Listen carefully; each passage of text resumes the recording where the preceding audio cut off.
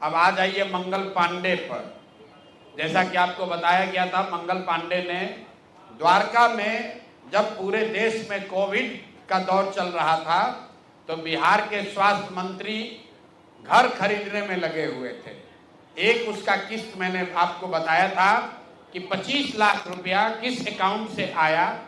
वो मंगल पांडे जी के ने पैसा दिलीप जायसवाल से लिया और सीधे न लेकर पहले अपने पिताजी के अकाउंट में पैसा लिया, फिर पिताजी के अकाउंट से अपने पत्नी उर्मिला पांडे जी के नाम पर पैसा लिया और उस अकाउंट से ही उस फ्लैट के मालिक को भुगतान किया गया।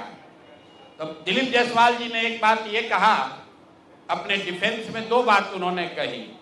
एक कि हम इतने ईमानदार मंत्री हैं कि हमको 25 लाख रुपया की जरूरत पड़ी तो हमको पिताजी से कर्ज लेना पड़ा, ऐसा उनका दावा है। ऐसा उन्होंने कहा कि हमको 25 लाख कर्ज लेना पड़ा, हम इतने ईमानदार हैं। तो हम आपको अकाउंट नंबर जारी कर रहे हैं। उर्मिला पांडे जी जो उनकी पत्नी हैं, account number Punjab national bank का है, नोट कर लीजिए 141819। पूरा अकाउंट नंबर अगर लीजिएगा तो 14990001411819। इस अकाउंट में ये कह रहे हैं कि हमारे पास पैसा नहीं है। 2.25 करोड़ रुपया, 2.25 करोड़ रुपया डेट वाइज इनके पत्नी के अकाउंट में जारी जमा किया गया है, जिसका कोई प्रमाण नहीं है कि पैसा आया कहां से। 2 करोड़ रुपया से ज्यादा, 2 करोड़ 12 लाख से ज्यादा रुपया साल 2019 और 20 में जमा हुआ है। अकाउंट नंबर है पंजाब नेशनल बैंक का, नोट कर लीजिए 141 141819। तो अब दिलीप जायसवाल मंगल पांडे जी बता दें कि अगर आपके पास फ्लैट के लिए 25 लाख रुपया नहीं था, जो आप दिलीप जायसवाल से अपने पिताजी के जरिए कर्ज लिए, तो ये आपके पत्नी के अकाउंट में 2 करोड़ 12 लाख रुपया कहां से आ गया? और अगर आया तो इसको घोषित क्यों नहीं किया? और अगर इसको वो बताएंगे तो इसके बाद हम उनको ये भी बताएंगे कि ये 2 करोड़ 12 लाख रुपया किसके किसके अकाउंट से आया है। तो अभी एक बार उनको इतना पर छोड़ रहे हैं कि वही अभी से भी मान ले, जैसे अपना 25 लाख का गलती माने, इसका भी मान लें कि ये 2 करोड़ 12 लाख रुपया कहां से आया है। नहीं मानेंगे तो ये भी उनको बताया जाएगा कि ये 2 करोड़ 12 लाख रुपया इस अकाउंट में कहां से आया है। तो मंगल पांडे जी पर ये पूरा हो गया। अब आ जाइए, दूसरे बड़े नेता हैं यहाँ के सम्राट चौधरी, यहाँ के उप मुख्यमंत्री हैं। भाई साहब नाम बदलने के विशेषज्ञ हैं। कई लोग, पिछली बार हमने आपको बताया था और लोग जानते भी हैं कि इनका नाम था राकेश कुमार, बाद में हुआ राकेश कुमार उर्फ सम्राट चौधरी। ये पूरी सच्चाई नहीं है। इनका ओरिजिनल नाम है सम्राट कुमार मौर्य।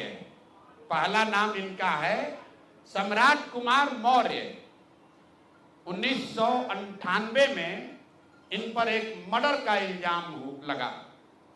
सदानंद सिंह जो वहां पर कांग्रेस के बड़े नेता थे और इनके परिवार के राजनीतिक विरोधी थे, उनको बम से मारकर उनकी हत्या कर दी गई, जिसमें लोग बताते हैं 6 लोगों की मृत्यु हुई। उस केस में आज के सम्राट चौधरी और तब के सम्राट कुमार मौर्य एक्यूज्ड थे, बाजाप्ता जेल गए और 6 महीना के बाद जेल से निकले। नाबालिग होने के नाम पर इनको जेल से निकाला गया। तो पहले तो सम्राट चौधरी, उनके समर्थक और चाल चरित्र चेहरा की बात करने वाले भाजपाई, और उससे भी बढ़कर बिहार में भाजपा को, एनडीए को वोट देने वाले लोग, एक बार जरा जान जाइए कि आपका उप मुख्यमंत्री मर्डर का एक्यूज्ड है, जेल में रहा है और जेल से सिर्फ इसलिए छूटा क्योंकि इन्होंने प्रमाण दिया कि हम नाबालिग हैं। सदानंद सिंह, उनकी हत्या हुई जिसमें ये नामजद अभियुक्त है जेल गए। अब दूसरी बात सुनिए, जब ये भाई साहब मंत्री बने, बिना विधानसभा विधान परिषद के सदस्य हुए, इनको मंत्री बनाया गया। तो जब मंत्री बने तो इन पर कम उम्र होने का एक केस हुआ, जिसके वजह से इनको बर्खास्त किया गया। ये बात तो सब लोग जानते हैं। और सम्राट चौधरी भी कहते रहे वो मामला तो पुराना है, सब सेटल हो गया है। अब क्या सेटल नहीं हुआ है वो हमसे सुन लीजिए। उस केस के पिटीशन में सुप्रीम कोर्ट में लिख के दिया गया कि इन्होंने जब मैट्रिक का एग्जाम दिया, तो मैट्रिक का एग्जाम इन्होंने दिया है सम्राट कुमार मौर्य के नाम से, और सुप्रीम कोर्ट के हलफनामे में यह लिखा गया कि सम्राट कुमार मौर्य उस समय के, इन्होंने इनका एडमिट कार्ड, इनका रोल नंबर, वो सब जारी किया, सुप्रीम कोर्ट के दस्तावेज में है। और बिहार विद्यालय परीक्षा समिति जो मैट्रिक का एग्जाम दे कराती है, इनसे पूछा गया सुप्रीम कोर्ट के द्वारा इनके पढ़ाई के एज के बारे में, क्योंकि मैट्रिक के सर्टिफिकेट को ही एज का दस्तावेज माना जाता है।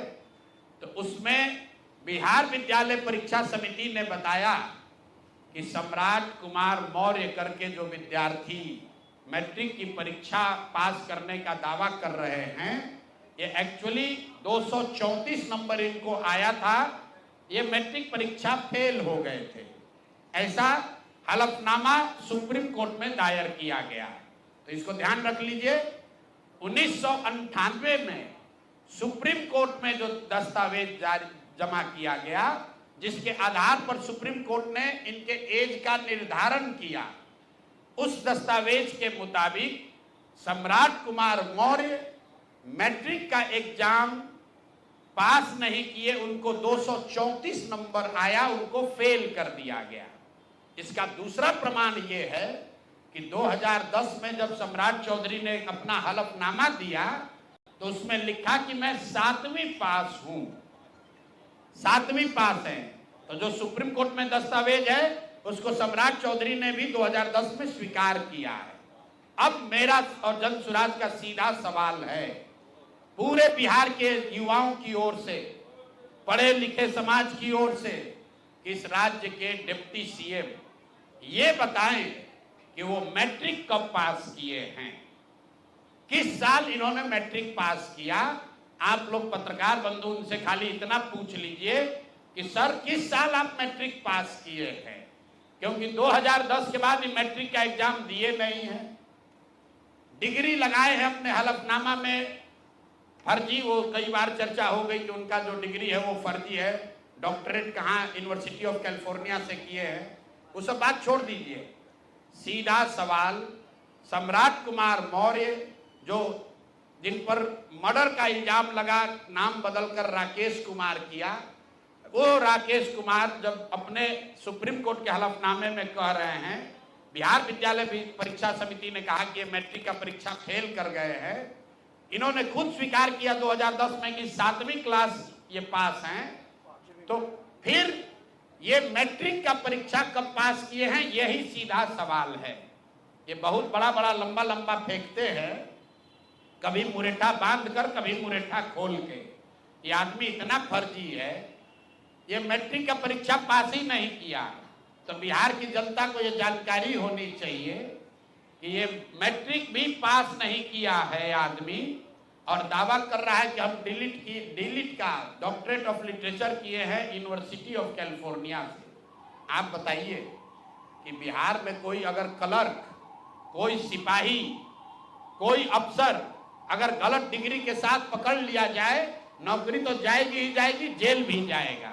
ये आदमी डिप्टी सीएम है, फर्जीवाड़ा किया है, मर्डर के केस में जेल गया है, 7वीं पास होने का सर्टिफिकेट लिखा है अपने एफिडेविट में, और आज तक इलेक्शन कमीशन भी नहीं पूछ रहा है कि मेरे भाई तुम डिलीट कर लिए, मैट्रिक कब पास किए, क्या बिना मैट्रिक पास किए डिलीट कर लिए।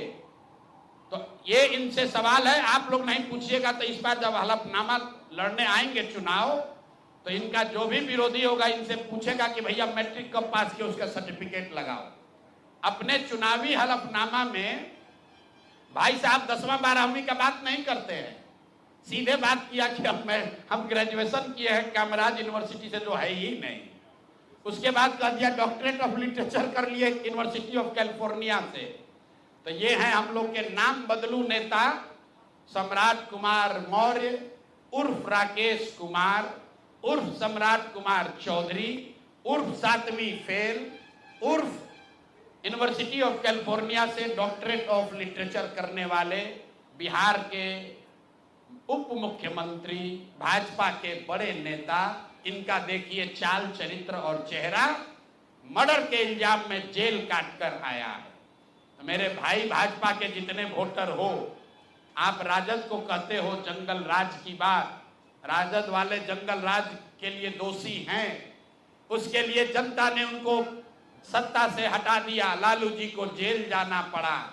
और ये सब जो मैं रोज कहता हूं कंबल उड़कर घी पीने वाले लोग, पहले राजद में था तो वहां पर भी गुंडागर्दी किया, और अब भाजपा में आकर यहां भी लूट मार कर रहा है, पूरे राज्य का स्थिति बर्बाद कर रहा है। एनडीए के दिलीप जायसवाल, मंगल पांडे, सम्राट चौधरी, अब आ जाइए यहाँ के भ्रष्टतम नेता सर्वदलीय अशोक चौधरी, माननीय मुख्यमंत्री नीतीश कुमार के दाहिने हाथ। इनका हालत देखिए, ये तो आदमी पूरे बिहार में रिकॉर्ड बना दिया भ्रष्टाचार का। हम लोग अभी तक सुनते आए हैं कि लालू जी बेनामी प्रॉपर्टी खरीदते थे, अब इनका देखिए बेनामी प्रॉपर्टी का हालत। ये दस्तावेज इतना है कि जैसा मुन्ना जी बता रहे हैं कि समेटते समेटते हम लोग थक गए कि भाई कितना भेजोगे। हमने अब कह दिया भाई अब और जमीन का कागज मत भेजो। भाई साहब के एक पीए हैं, पीए थे दत्त साहब, योगेंद्र दत्त, नाम याद रखिए। अशोक चौधरी के पीए योगेंद्र दत्त 2019 में, जरा कागज निकालिए, 2019 में अशोक चौधरी जी ने 34 लाख रुपया में योगेंद्र दत्त के नाम पर विक्रम में 1 एकड़ जमीन, करीब करीब 1 एकड़ जमीन, 0.7 एकड़ 23 कट्ठा जमीन इन्होंने खरीदा। 76 डिसमिल जमीन है, जो 23 सवा 23 कट्ठा होता है, करीब करीब 0.7 एकड़ विक्रम में 34 लाख में जमीन खरीदा गया योगेंद्र दत्त के नाम पर, जो उस समय अशोक चौधरी के पीए थे। अब सुनिए इसमें कहानी। 2 बरस के बाद दत्त साहब ने वो जमीन ट्रांसफर रजिस्ट्री कर दिया अशोक चौधरी के बेटी और अभी के सांसद शांभवी चौधरी के नाम पर 34 लाख रुपया में। इसका डीड है, ये डीड आपको जारी करेंगे, आप देख लीजिएगा। अब इसमें नई बात, अच्छी बात क्या है, नई बात क्या है, 34 लाख रुपया में जो दत्त साहब ने जमीन खरीदी थी और यहां रजिस्ट्रार ऑफिस में लिखा गया 34 लाख रुपए में दत्त बेच रहे हैं जमीन शांभवी चौधरी को, और एक दत्त साहब को पैसा कितना गया बैंक से, 10 लाख रुपया। वो बैंक का अकाउंट डिटेल है, जरा दीजिए, तारीख आपको बता देते हैं कि 2 साल के बाद जो जमीन अशोक चौधरी ने अपने पीए के नाम पर खरीदी थी, वही जमीन वापस 2 बरस के बाद अपने बेटी के नाम पर लिखवा लिया, और 34 लाख के रुपए के जमीन के एवज में अशोक चौधरी ने दत्त साहब को 10 लाख रुपया बैंक से भेजा। यहां तक भी बात ठीक है भाई, ये कह सकते हैं कि हम बाद में पैसा दिए होंगे। इसी बीच इनकी बेटी चुनाव लड़ने चली गई, तो इनकम टैक्स ने इनको नोटिस किया कि भाई आपकी जो प्रॉपर्टी है वो 34 लाख की है और बैंक में आप सिर्फ 10 लाख रुपया दिखा रहे हैं, बाकी का पैसा कहां है। तो 10 लाख जमीन इनकी रजिस्ट्री हुई है। उसके एक दिन बाद, तारीख नोट कर लीजिए, 20 फरवरी 2021 को 10 लाख रुपया इन्होंने अपने पीए के अकाउंट में डाला है। अकाउंट यहां पर डिटेल आपको दे देंगे, और 34 लाख रुपए का जमीन वापस इनसे ले लिया। जब इनकम टैक्स ने नोटिस रेज किया कि जमीन है 34 लाख का और अकाउंट में सिर्फ 10 लाख रुपया ही दिख रहा है, तो 4 बरस के बाद 27 अप्रैल 2025 को जमीन लिखवाया है 2021 में। इनका क्रेडिबिलिटी देखिए। जमीन रजिस्ट्रार ने लिख दिया, आप हम जाते हैं उनको खड़ा करके पूछता है भैया कहाँ है, रुपया कहाँ दिए। ये 19 में इन्होंने बेनामी जमीन खरीदी पीए के नाम पर, 21 में उस जमीन को वापस अपने बेटी के नाम पर लिखवाया। 10 लाख रुपया का ट्रांजैक्शन हुआ।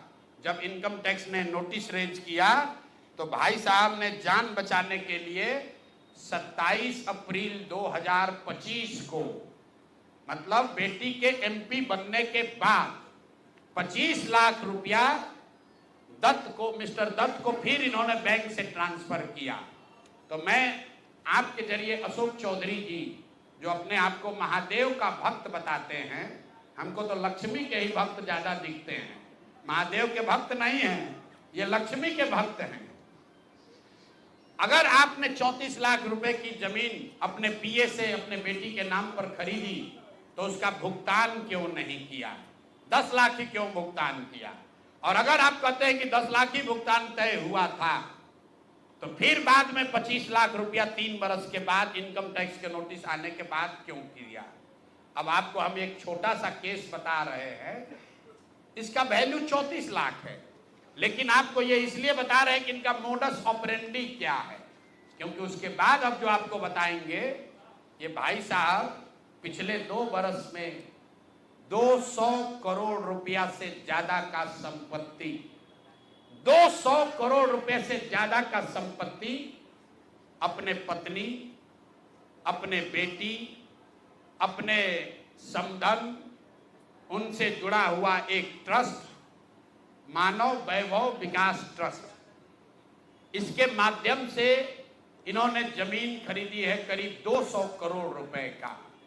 और सारा डीड एक एक जिस दिन का ट्रांजैक्शन है वो सारा डीड आपको यहां पर, आप चाहे तो उसका फोटोकॉपी ले सकते हैं।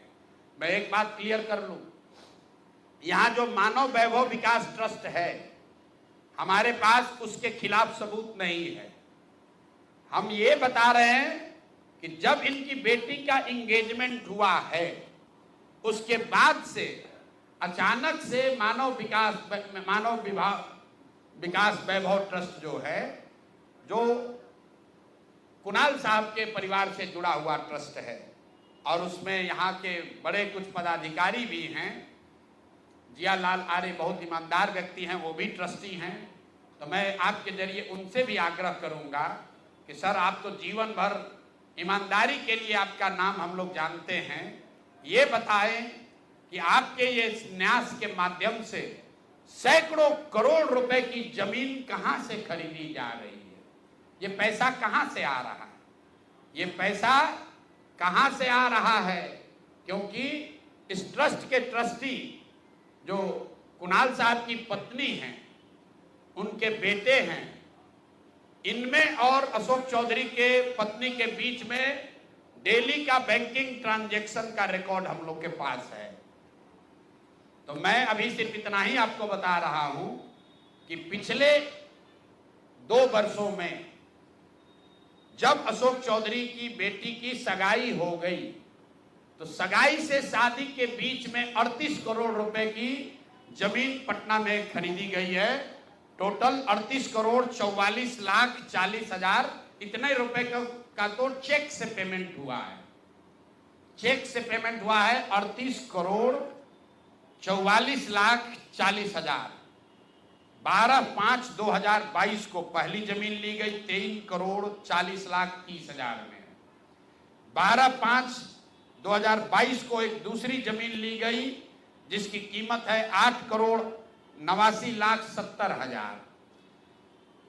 8 दिन के बाद 20 मई 2022 को फिर एक तीसरी जमीन ली गई जिसका वैल्यू है 3 करोड़ 44 लाख 41 हजार। फिर 2 महीने के बाद 14 अप्रैल 2022 को जमीन खरीदी गई 7 करोड़ 20 लाख का। फिर 4 दिन के बाद 18 जुलाई 2022 को जमीन खरीदा गया 15 करोड़ 50 लाख का। और ये सारी जमीन इंगेजमेंट और शादी के बीच के डेट है, उतना ही आपको बता रहे हैं। और ये सारी जमीन क्या मालिक